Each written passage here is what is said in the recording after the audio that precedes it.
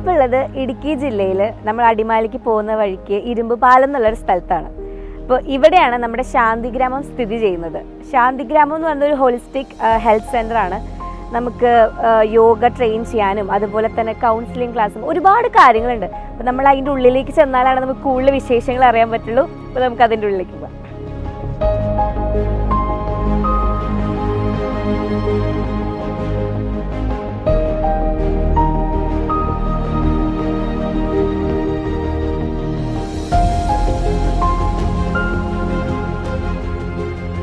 ഭയങ്കര പീസ്ഫുൾ ആയിട്ടുള്ളൊരു അറ്റ്മോസ്ഫിയർ ഇവിടെ. അപ്പം നമ്മൾ ഇവിടുന്ന് ശ്രദ്ധിച്ചാൽ നമുക്ക് കിളികളുടെ ശബ്ദം മാത്രമേ ഇവിടുന്ന് കേൾക്കാറുള്ളൂ. ഇപ്പം റോഡാണെങ്കിലും അവിടെ നിന്ന് കുറച്ച് അകലെയാണ്. അതുപോലെ തന്നെ ആക്ച്വലി ഒരു ശാന്തി ഭവനം തന്നെയാണ്. ഭയങ്കര ഒരു പീസ്ഫുൾ അറ്റ്മോസ്ഫിയറും. അതുപോലെ ഈ കാണുന്നതാണ് ശാന്തി ഭവനത്തിൻ്റെ പ്രോപ്പർട്ടീസ്.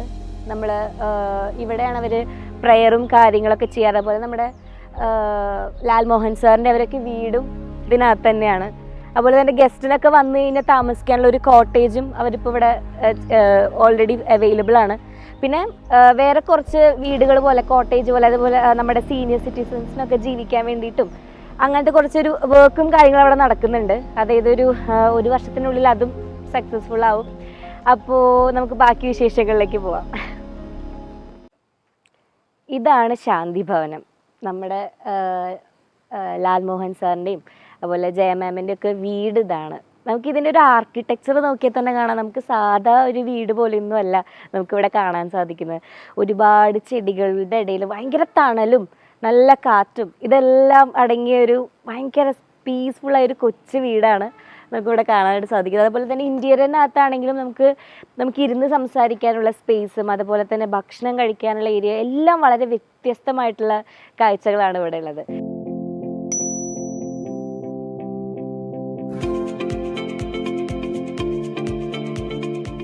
നമ്മുടെ കൂടെ ജയ മാം ഉണ്ട്.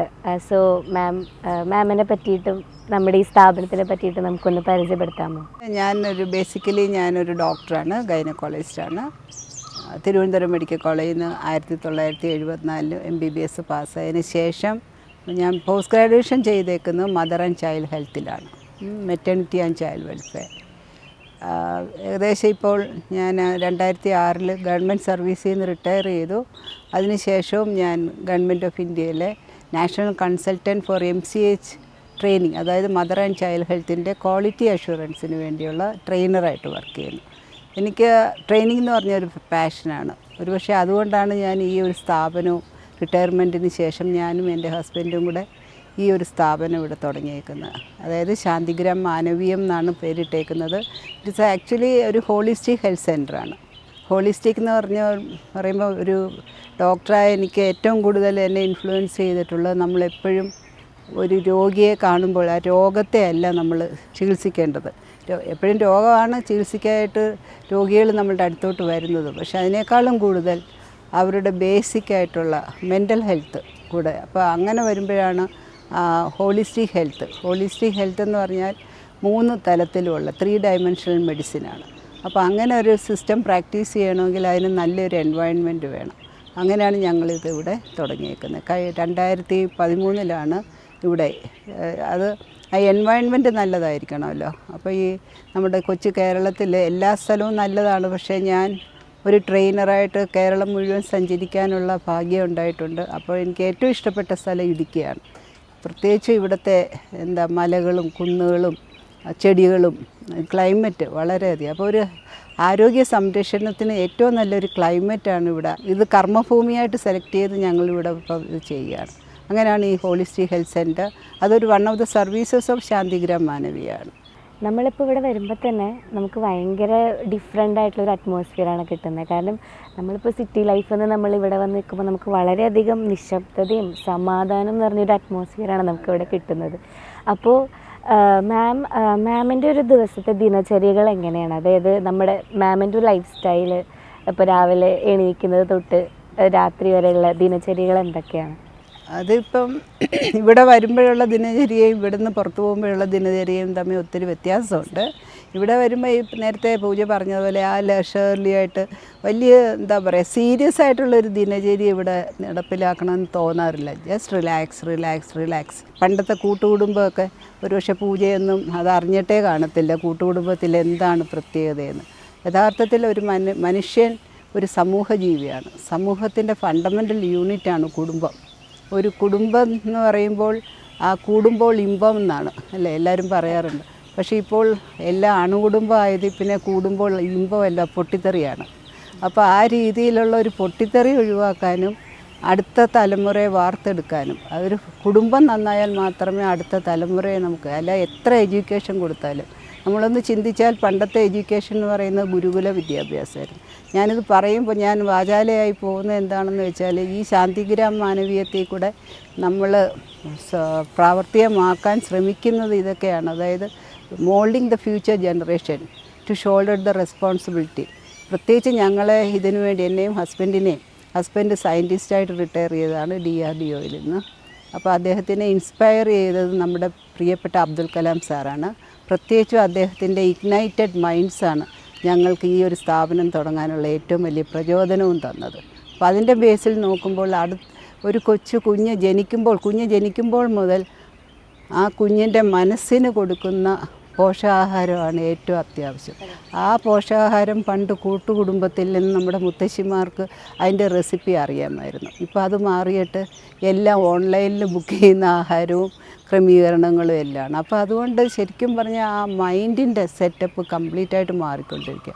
ഒരുപക്ഷെ ഇപ്പോൾ നമ്മുടെ കേരളത്തിലാണ് ഏറ്റവും കൂടുതൽ മാനസികമായിട്ട് വൈകല്യമുള്ള കുട്ടികൾ ജനിക്കുന്നതും അതുപോലെ തന്നെ യുവാക്കളുടെ ഇടയിൽ ഏറ്റവും മാനസികമായിട്ടുള്ള സ്ട്രെസ്സിൻ്റെ കാരണം കൊണ്ട് ഒരുപാട് അവരുടെ ആ പേഴ്സണാലിറ്റി എന്നല്ല പ്രൊഡക്ടിവിറ്റി, ഒരു രാഷ്ട്രത്തിൻ്റെ അടുത്ത ബിൽഡേഴ്സാണ് അവർ. പക്ഷേ അവരുടെ സ്കിൽ കുറഞ്ഞുകൊണ്ടേയിരിക്കുകയാണ്. അപ്പോൾ നല്ലൊരു സാഹചര്യം, ഒരു കൂട്ടുകുടുംബത്തിൻ്റെ രീതിയിലുള്ളൊരു സാഹചര്യം ഒരുക്കി റിട്ടയർ ചെയ്തിട്ടുള്ള ആൾക്കാർ വന്ന് താമസിക്കുകയും അവരോടൊപ്പം തന്നെ ടീനേജ് കുട്ടികളെ താമസിപ്പിക്കുകയും എന്നിട്ട് sharing of their knowledge and wisdom between, അതായത് ന്യൂ ജനറേഷൻ എന്ന് പറഞ്ഞാൽ നിങ്ങളുടെയൊക്കെ പ്രായത്തിലുള്ളവർക്ക് യു ആർ ഹൈലി ടെക്നോളജി നിങ്ങൾക്ക് നല്ലോണം അറിയാം. അതേസമയം ഞങ്ങളുടെ പ്രായത്തിലുള്ളവർക്ക് ടെക്നോളജി ഒരു തലവേദനയാണ്. അപ്പം ഈ രണ്ട് ഗ്യാപ്പും ഫില്ല് ചെയ്യാൻ പറ്റും. അതേസമയം നിങ്ങൾക്കുള്ള വിസ്ഡം ഞങ്ങൾക്ക് പകർന്നു തരാൻ സാധിക്കും. അതാണ് ശരിക്കും പറഞ്ഞാൽ ഇതിൻ്റെ കൺസെപ്റ്റ്. അതിൻ്റെ കൂടെ ആരോഗ്യ സംരക്ഷണം. അപ്പം ഈ ഒരു സ്ഥാപനം തുടങ്ങിയിട്ട് ഇപ്പോൾ ഏതാണ്ട് ഒരു 10 വർഷത്തോളം. അപ്പോൾ ആ ഒരു നമ്മൾ തുടങ്ങിയ കാലഘട്ടത്തിൽ നിന്നും അത് ഈ ഒരു 10 വർഷം ഈ ഒരു ടൈമിൽ എന്തൊക്കെ പുതിയ കാര്യങ്ങളാണ് നമ്മളിപ്പോൾ ചെയ്തുകൊണ്ട് വരുന്നത്, എന്തൊക്കെ ആഡിങ്സ് ഉണ്ട്? ഇപ്പം എന്നോട് തന്നെ പറഞ്ഞപ്പോൾ ഒരുപാട് യോഗ തെറാപ്പികളുണ്ട്. അതേപോലെ നമ്മളിപ്പം സീനിയർ സിറ്റിസൺസ് അവർക്ക് നമ്മളൊരു കോട്ടേജ് പോലെ, അതായത് അവർക്കും വന്ന് അവരുടെ ഒരു റിട്ടയർമെൻറ്റ് ലിഷർ ടൈം അവർക്കൊന്ന് പീസ്ഫുള്ളായിട്ട് കൊണ്ടുപോകാനുള്ളൊരു സ്ഥലം കൂടെ ഉണ്ട്. അപ്പം എന്തൊക്കെയാണ് പ്ലാനുകൾ, ഇനി ഭാവി പ്ലാനുകൾ എന്തൊക്കെയാണ്? യഥാർത്ഥത്തിൽ തുടങ്ങുമ്പം തന്നെ ഞങ്ങളുടെ പ്ലാൻ അല്ലെങ്കിൽ ഞങ്ങൾ എന്തൊക്കെയാണ് ഇതിൽ കൂടെ അച്ചീവ് ചെയ്യേണ്ടതെന്നുള്ളത് ഞങ്ങൾക്ക് ക്ലിയർ ആയിരുന്നു. പക്ഷേ നമുക്ക് ഇൻഫ്രാസ്ട്രക്ചറായിരുന്നു പതുക്കെ ഡെവലപ്പ് ചെയ്തുകൊണ്ടിരിക്കുന്നത്. അതിൽ ആദ്യം ഇൻഫ്രാസ്ട്രക്ചറിൽ ഞങ്ങളുടെ വീടിനോട് ചേർന്നുള്ള ഒരു പ്രെയർ സെൻറ്ററും, പ്രത്യേകിച്ച് ശ്രീനാരായണ ഗുരുവിൻ്റെ മതം ഏതായാലും മനുഷ്യൻ നന്നായാൽ മതി എന്നുള്ള ആ കൺസെപ്റ്റ് ഞങ്ങളെ പ്രത്യേകിച്ചും ഗുരു വിദ്യാഭ്യാസം നടത്താൻ വേണ്ടി സംസ്കൃതം പഠിക്കാൻ വന്ന് താമസിച്ച കുടുംബത്തിലെ അംഗങ്ങളാണ് ഞങ്ങൾ രണ്ടുപേരും. അതുതന്നെ ആയിരിക്കും ഞങ്ങളെ ഈ രീതിയിൽ ഞങ്ങളുടെ ജീവിതയാത്ര മുന്നോട്ട് നയിച്ചതും. അപ്പം ആ ഒരു കൺസെപ്റ്റ് വെച്ചുകൊണ്ടുള്ള പ്രെയർ ഹാൾ അത് ആദ്യമേ ഉണ്ടായിരുന്നു. അപ്പോൾ ഇവിടെ എല്ലാ മാസവും ചതയത്തിൻ്റെ ദിവസം ഭജനയും പിന്നെ അതേക്കുറിച്ചുള്ളൊരു സത്സംഗവും, ഇന്നലെ അത് പൂജ കണ്ടല്ലോ, അതേപോലത്തെ ഒരു സത്സംഗവും നടത്താറുണ്ട് എല്ലാ മാസവും. അപ്പോൾ ഇവിടുത്തെ കുട്ടികളും പ്രായമായ സ്ത്രീകളും എല്ലാവരും വന്ന്, ചെറുപ്പക്കാരും വന്ന് അറ്റൻഡ് ചെയ്യും. അപ്പോൾ അത് ഓൾറെഡി ഉണ്ടായിരുന്നു. പിന്നെ യോഗ എന്ന് പറഞ്ഞാൽ വേദാതിരി മഹർഷി യോഗ ഗുരുവാണ്.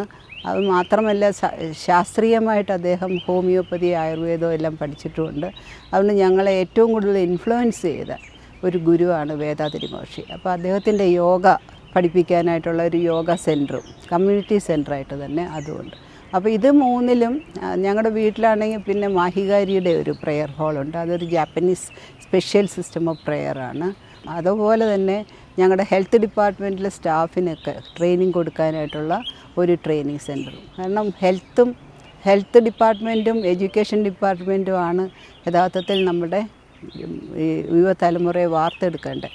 അല്ലെങ്കിൽ മാനവരാശിയുടെ മുഴുവൻ ആരോഗ്യവും അവരുടെ പ്രൊഡക്ടിവിറ്റി എല്ലാം നിയന്ത്രിക്കുന്നതല്ല, ഇൻഡ്യൂസ് ചെയ്യേണ്ടത് ഈ 2 ഡിപ്പാർട്ട്മെൻറ്റാണ്. അപ്പോൾ ഞങ്ങളുടെ ഹെൽത്ത് ഡിപ്പാർട്ട്മെൻറ്റിലെ സ്റ്റാഫിനുള്ള ട്രെയിനിങ് സെൻ്ററായിട്ടും അതേപോലെ തന്നെ മറ്റ് അഡോളസെൻറ്റിനുള്ള counselling, mother and child health കൗൺസിലിങ്ങിനുള്ള ഒരു സെൻറ്ററും ഇപ്പം ലേറ്റസ്റ്റായിട്ട് തുടങ്ങിയിട്ടുണ്ട്. അതിലൊരു 10-40 കുട്ടികളെ ഒരേ സമയം ആൾക്കാരെ താമസിപ്പിക്കാനും ക്ലാസ് എടുക്കാനും പറ്റും.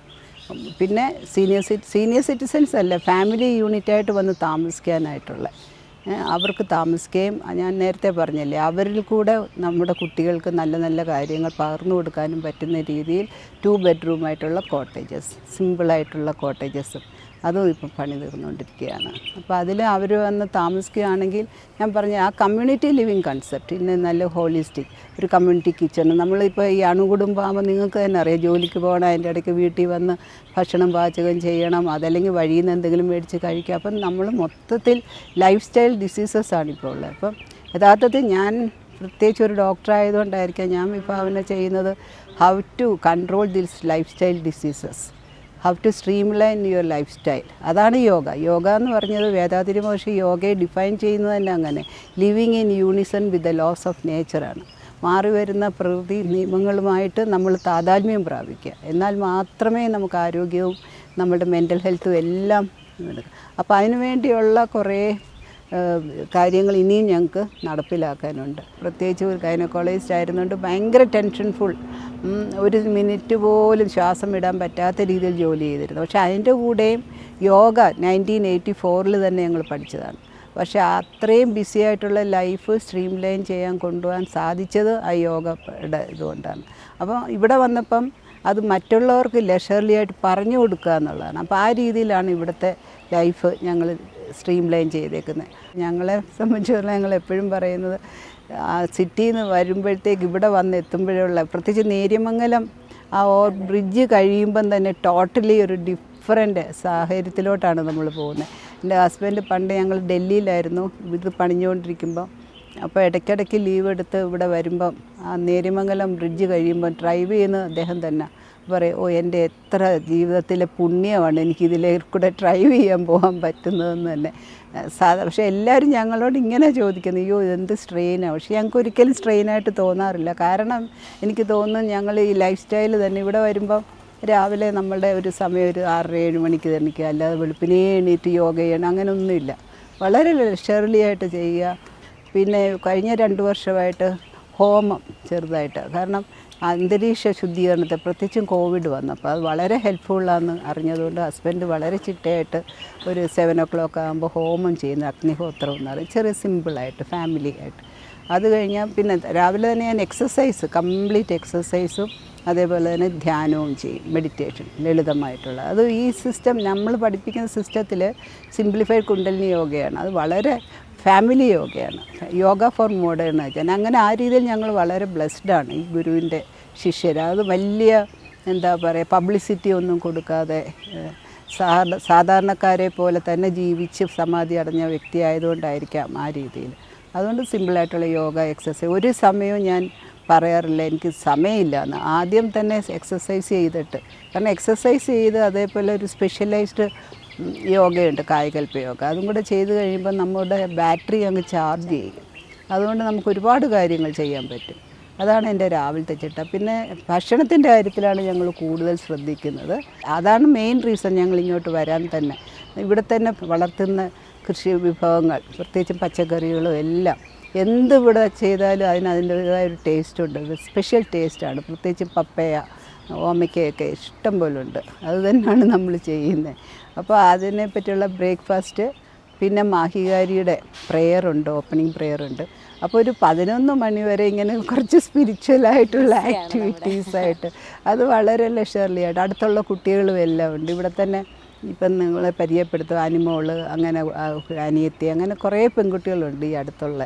അവരെല്ലാം നമ്മുടെ ഈ ഫാമിലിയിലെ ഇവിടെ എല്ലാം ഓപ്പൺ ടു എവരി വണ്ണാണ്. നമ്മൾ സാധാരണ കഥകളൊന്നും അടയ്ക്കാറില്ല എന്നുള്ള, ഇവിടെ മതിലൊന്നും ഇല്ല എന്നുള്ളത് ശ്രദ്ധിച്ചില്ലേ. ഇങ്ങനെ തുറന്നു കിടക്കുന്നതിന് അതിൻ്റേതായ ഒരു ഭംഗിയും ഒരു സ്വസ്ഥതയും ഉണ്ടെന്ന് തന്നെ തോന്നുന്നത്. അപ്പോൾ അങ്ങനെയാണ്. പിന്നെ അതുപോലെ ഞാൻ പറഞ്ഞത് ഭക്ഷണമാണെങ്കിൽ രാവിലത്തെ ബ്രേക്ക്ഫാസ്റ്റ് നല്ല ഫുള്ളായിട്ട് കഴിക്കും. പക്ഷേ ഉച്ചയ്ക്കത്തത് കുറച്ചും കൂടെ ലൈറ്റാണ്. മിക്കവാറും ഞാൻ കഴിക്കാറില്ല, എന്തെങ്കിലും വെജിറ്റബിൾസ് മാത്രം കഴിക്കും. അതാണ് ഒരു ദിവസത്തെ. എന്നിട്ടും അതിനൊരു പ്രെയറുണ്ട് കിടക്കുന്നതിന്. ഇപ്പോൾ പ്രത്യേകിച്ച് മാഹികാരിയുടെ അതും ചാറ്റ് ചെയ്തിട്ട്. അപ്പോൾ അവർക്കിതൊക്കെ വലിയൊരു ഇൻസ്പിറേഷൻ തന്നെയാവട്ടെ.